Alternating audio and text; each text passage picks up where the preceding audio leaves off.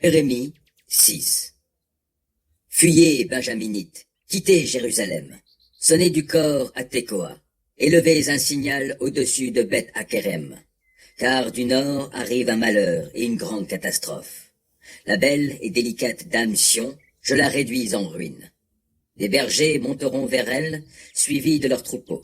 Ils planteront tout autour d'elle leur campement de tentes, et chacun fera paître ses bêtes sur son lot. Préparez-vous pour le combat contre elle. Debout, donnons l'assaut à l'heure de midi. Hélas, malheur à nous, car déjà le jour baisse, et les ombres du soir s'allongent. Debout, attaquons-la de nuit, détruisons ses palais. Voici ce que déclare l'Éternel, le Seigneur des armées célestes. Abattez donc ces arbres et dressez des terrassements contre Jérusalem, cité qui doit être punie, cité où règne la violence. Pareil au puits qui fait couler son eau, cette cité fait couler sa méchanceté. On n'entend dans ces rues que violence et que ruine. Je n'y vois constamment que souffrance et blessure. Laisse-toi avertir, Jérusalem, sinon mon cœur s'éloignera de toi. Je te transformerai en terre dévastée, inhabitée. Voici ce que déclare l'Éternel, le Seigneur des armées célestes. Grappille jusqu'au bout comme une vigne, ce qui subsiste d'Israël. Fais repasser ta main comme le vendangeur sur les sarments. Mais à qui parlerai-je, et qui avertirai-je pour qu'enfin ils entendent? Leur oreille est incirconcise, et ils sont incapables de prêter attention. La parole de l'Éternel est devenue pour eux un objet de mépris, dont ils ne veulent pas.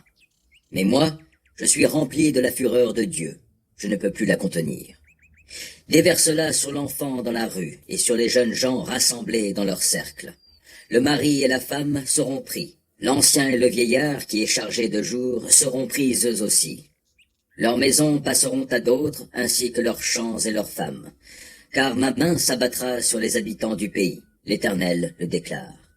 Car tous, petits ou grands, sont avides de gain.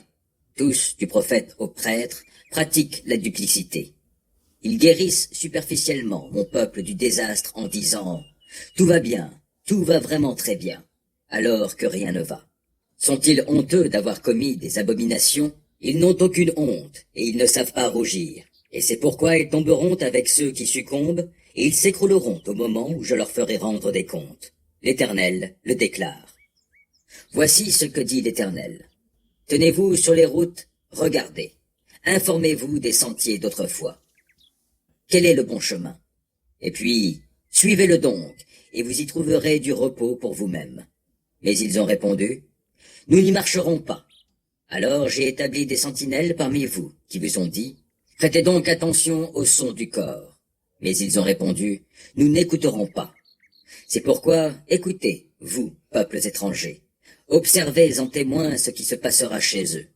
Prête attention, ô terre.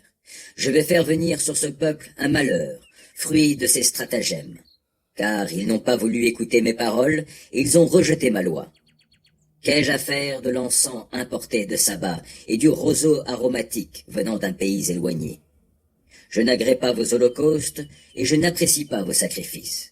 Aussi, l'Éternel le déclare, je vais dresser sur le chemin du peuple une série d'obstacles, et ils feront tomber les pères et les fils ensemble.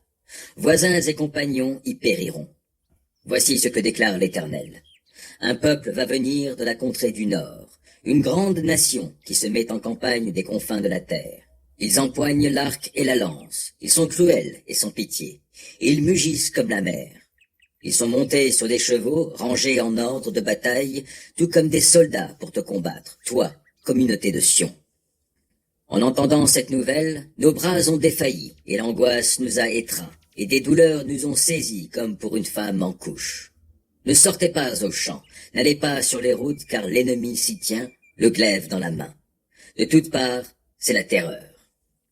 Ô communauté de mon peuple, revêt ton habit de toile de sac, roule-toi dans la cendre et prends le deuil comme pour un enfant unique. Répands-toi en lamentations amères, car le dévastateur fondra soudain sur nous. Voici, je t'ai placé comme celui qui teste les métaux au milieu de mon peuple, pour que tu examines, que tu éprouves leur conduite.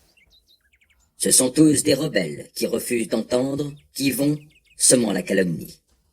Ils sont endurcis comme bronze et fer. et ce sont tous des destructeurs.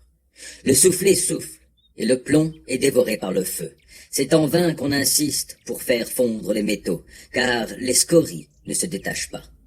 Ils seront appelés de l'argent de rebut, parce que l'Éternel les a mis au rebut.